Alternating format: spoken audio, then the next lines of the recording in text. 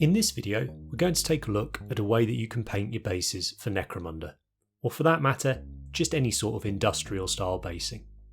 I've also wanted to approach the video in a way that caters to people's different tastes when it comes to weathering and damage and that sort of thing.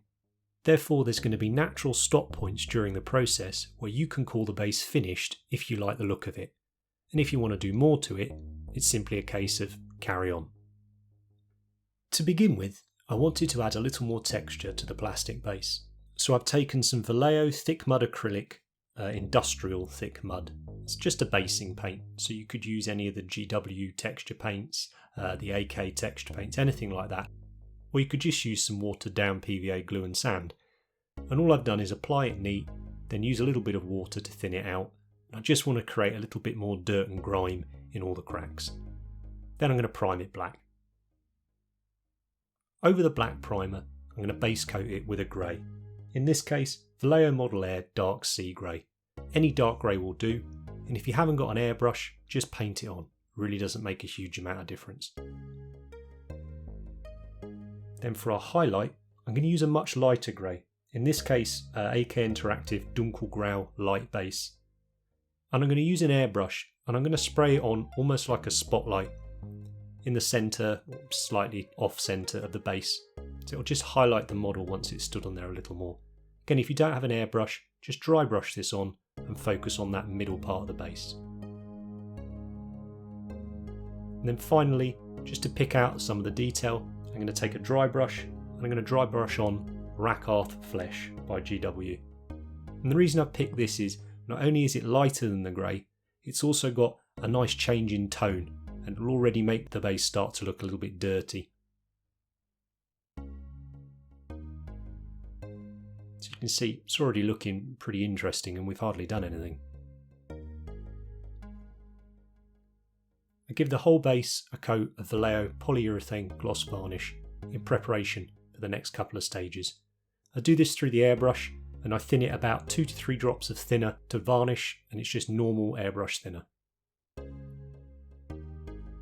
Now I've applied a couple of decals, a number and some hazard stripes. On a model this small, decals make hazard stripes a lot easier than masking them off and painting them.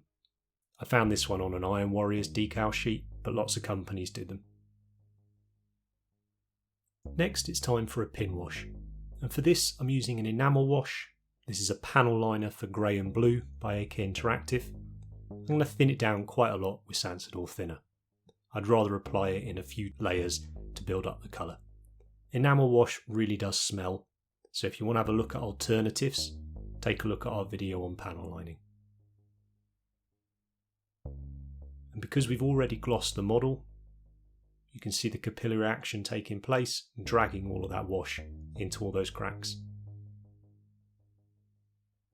I haven't done anything to the decals here other than apply them with Microset and Microsol, like we show in one of our videos. But just take your time and work your way around the base. Have a window open though. Once it's dried, you can see we've got some nice definition to the base now, but still got a bit of a horrible finish. So I gloss the base first, and now I apply a satin varnish, and this is a 50-50 mix of gloss and matte. This is just following exactly what we do in our decals video, and all I've used the Paneliner for here is the definition, not the finish. Once it's dried, here you can see, and for a lot of people, this is what they want their base to look like. It's a tiny bit dingy and grungy because of the colours we've used, but it's not messy at all. But I prefer it messier. I'm going to do a bit of chipping. For this, I'm going to use some sponge. This is just a bit of blister pack sponge here. Now I don't want to use the straight edges. I want to pick something from the middle, which is much more random. This will help create a better effect. So I tear a piece off, and then I use a pair of reverse grip tweezers. Especially when you're working on a larger model, it's going to save you getting any discomfort in your hand pinching the foam. Now I apply the chipping colour, and then I want to get rid of the majority of the paint. Always practice this on a bit of paper first. Figure out how much pressure you have to apply for how much paint is going to come off the sponge. And to chip, we're using Rakarth Flesh. And take your time, work your way around the base, thinking about where the damage may occur. We're not going for realism by any means on this base, but it's still nice to have a reason for doing stages.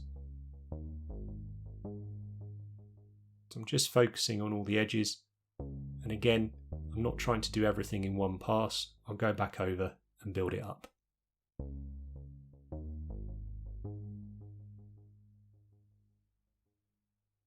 For our second chipping colour, I'm going to use GW Rhinox Hide. So this is obviously much darker, just represents sort of rusted up corroded metal. And I'm going to go over all the areas that I hit with the Rakarth Flesh. I'm not trying to cover it up, but it gives me a guideline to work towards.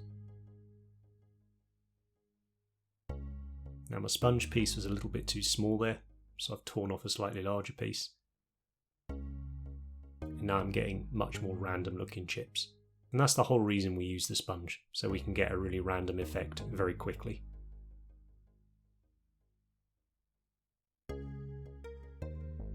The last bit of chipping I'm going to do is using a little black paint, just going to chip the lines between the hazard stripes. I always hate it when you see pristine hazard stripes.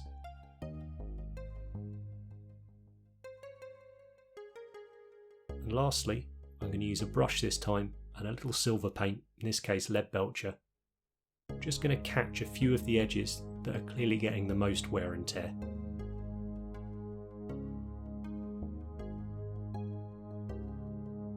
I love doing this type of thing on models, and I could go into much more depth on it. I'm trying to remember, this is just a quick, simple base. And for a lot of people, this will be what they want. Nice and battle damaged, but not too grimy. But I like grimy. So here I'm taking another enamel wash, in this case AK Interactive Rust Streaks, and I'm not thinning it down as much this time. Test it on the side, still a little bit too thick, it's not really flowing off the brush. Try it again using Sansador thinner. I'm going to pin wash again, but this is a little bit more deliberate. You're still going to get some capillary action, but because we don't have a high gloss surface, it won't be quite the same. But because we've got a solvent as the base for this wash, you still are going to get a very low surface tension, so the paint will flow into the cracks fairly easily. I'm just going to take my time and work my way around the entire base. I don't mind getting some of this wash on the flat areas, particularly if I've done a lot of chipping on that flat area. It helps to add a little bit of depth to the paint job. You can see on the white 3 there. Now this is a bit more to my taste. Nice and grimy, grimdustrial, one of my favourite terms. Necromunda, however, has a few more little in-your-face sort of visual calling cards. First up is toxic waste or ooze, or poison for that matter. So for this I'm using a bright green ink, and I've loaded my brush up.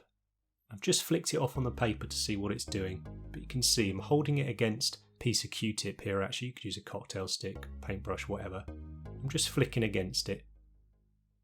There we go. It's pretty nerve-wracking doing this to a finished model. It's good fun though. And of course, we want some blood as well. Now, GW Blood for the Blood God is excellent. I've used it on classes when people have brought it. But I've used this recipe for years and years, simply because I've still got the paints and I haven't run out yet. It's using a Badger Minitaire Ghost Tint Fresh Blood and Badger Minitaire Ghost Tint Midnight Blue. And I like to mix them together like this to create a sort of purpley colour. And I'll apply that first in exactly the same way.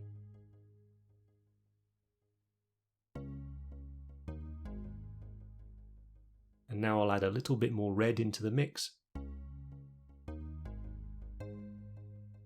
I like the different tones we get doing this, so you've got a bit of gore and then you've got a bit of fresh arterial blood.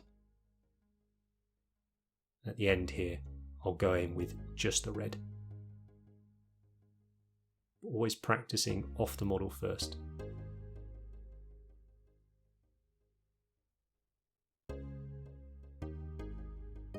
I wouldn't necessarily use all of these on every single base in the squad or the army, but I wanted to show you as many as possible in this video. I hope you can see that each individual technique is actually very, very simple, but by building them up, layering them on top of each other, we can create a really interesting looking base that certainly tells a story. We've still got that spotlight effect from the very first couple of things we did, and then we build up levels of detail and interest across the model. And as I said at the start, you can stop at any stage where it's to your taste. Weathering and battle damage is something I enjoy going into much more detail about. We run classes on it, but we also do articles on our Patreon covering this as well. I hope you've enjoyed this video, and if you have, hit the like button. And if you'd like to see more from us, then hit subscribe. And I'll see you next time.